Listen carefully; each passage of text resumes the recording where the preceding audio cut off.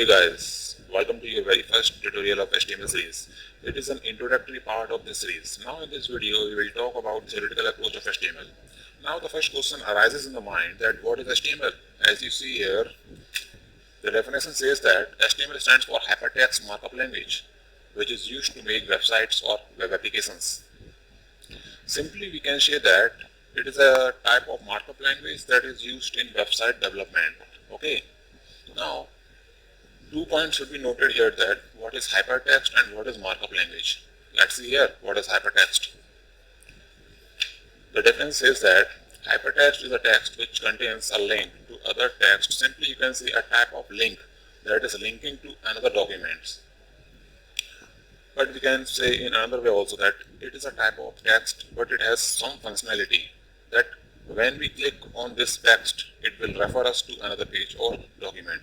Nowadays we are using many sites and all these sites contains about or contact text as a button.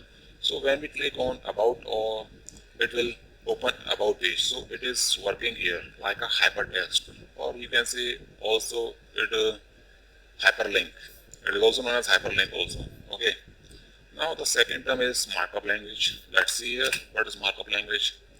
As I know, this is a common doubt of most of the peoples, that what is markup language. I hear that some people call it programming language, but it is not a programming language.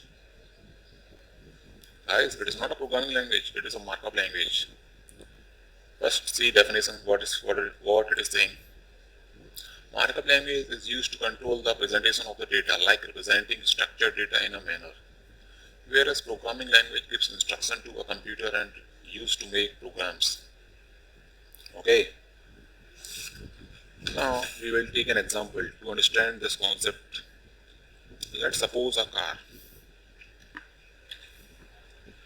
It has two bodies. One is inner body and second is outer body. So here we can say outer body can behave like a markup language, like its design, its light, its doors, its wheels, whatever.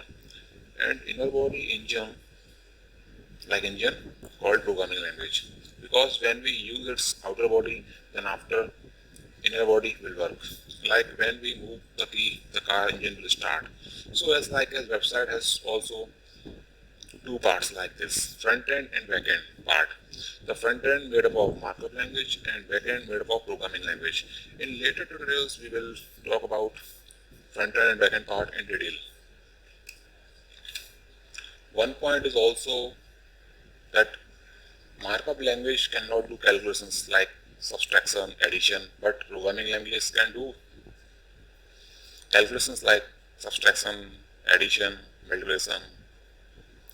Okay, it is the most common comparison among. Okay, now what is required to learn this language? There are two softwares required, one is browser and one is HTML editor. So one question is here, why we are using browser here? Because HTML language is a markup language. So markup language requires interpreter to compile its code. So here browser acts as a compiler for the markup language. Okay. So their browser already inbuilt in interpreter. So whenever we compile the code, browser will use their own interpreter to compile the code and show us as an output. Okay, and now second one is HTML editor.